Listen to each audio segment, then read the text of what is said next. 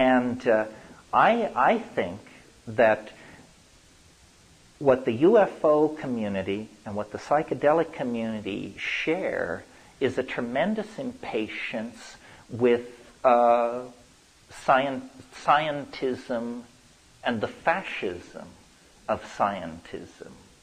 And the way to overcome these things is to simply opt out of the historical game and avail yourselves of the shamanic tools which have always been there.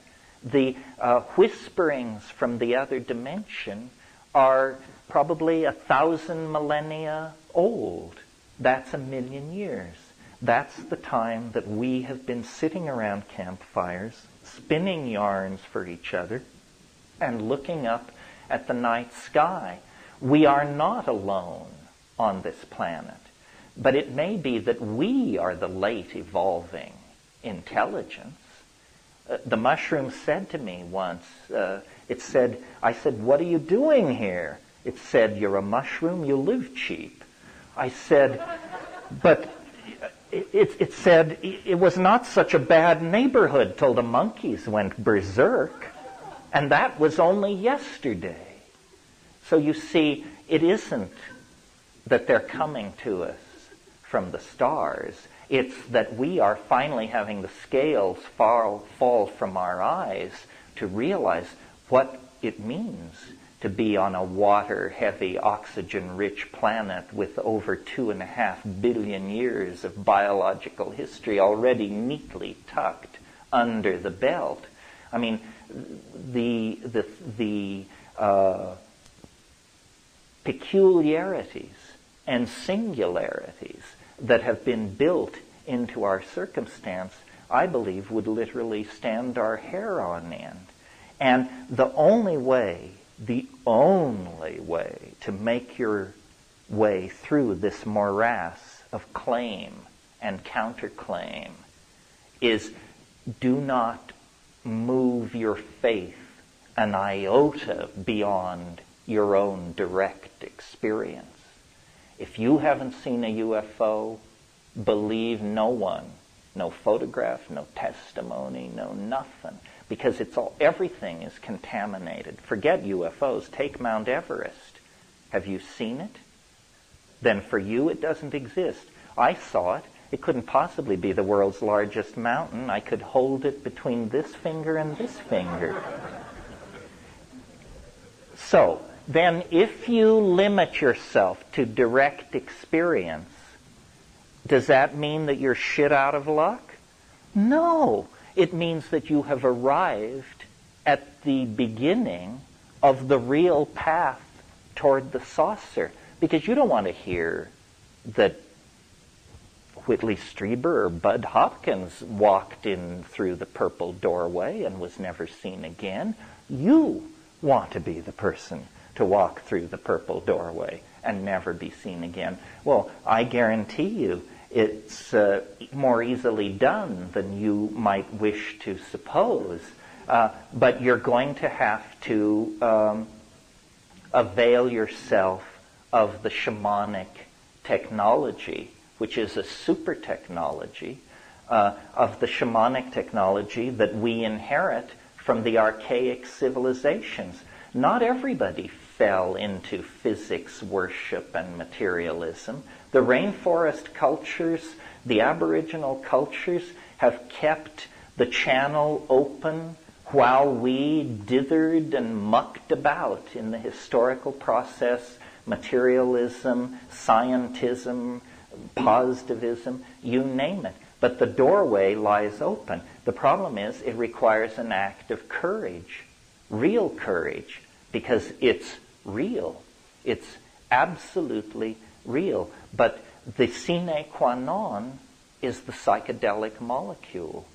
It was designed this way. It isn't that it's impossible to encounter these things in any other fashion, but it's impossible to coherently encounter them in any other fashion, because that's the part that is obtruding into the social sphere And that's the area where contention, control, informational viruses, disinformation, false testimony, hidden agendas are totally corrupting of the phenomenon.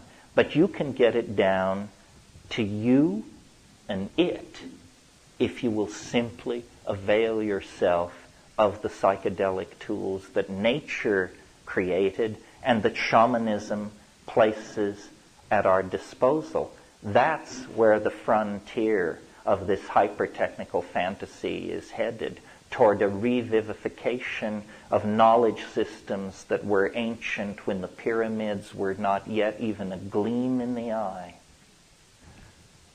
Questions? Thank you very much.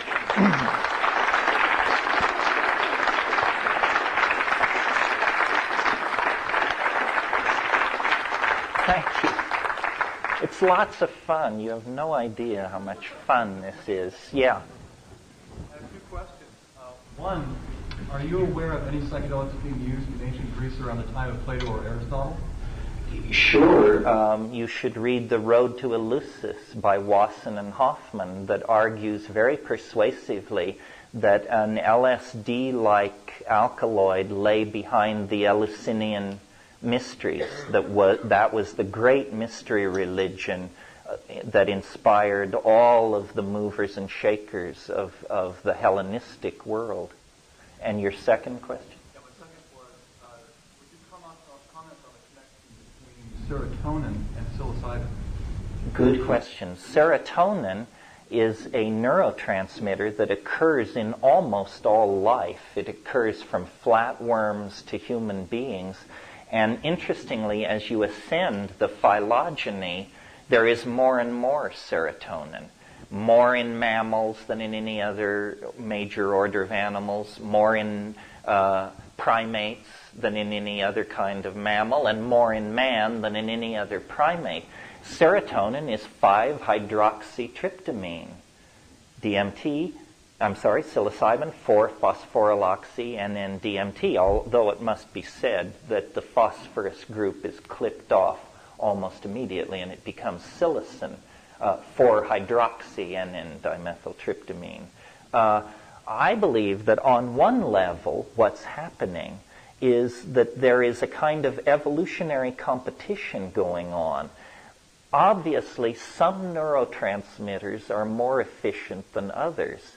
And it may be that we are only a 1 or 2 gene mutation away from a swapping out of serotonin for some more efficient, whatever that might mean, neurotransmitter. Now, romantically, wouldn't it be nice if psilocybin were it? I suspect it isn't, because psilocybin is not known to be elaborated in the tissue of any higher animal.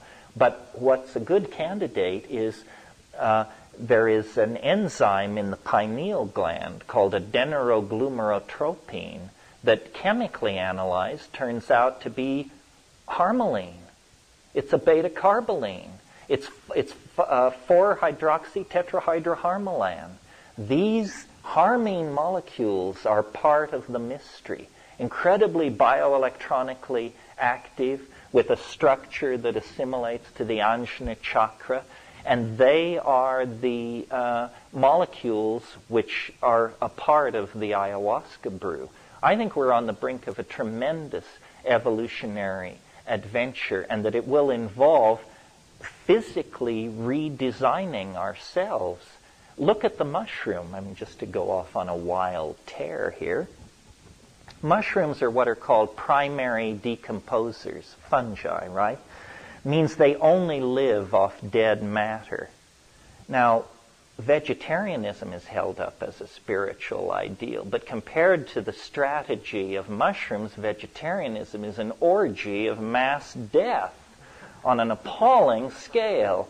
So if perhaps the mushroom is essentially Buddhist in its approach, notice how non-invasive of the world of matter the mushroom is. It forms a diaphanous network through the soil as tenuous as cobwebs, and yet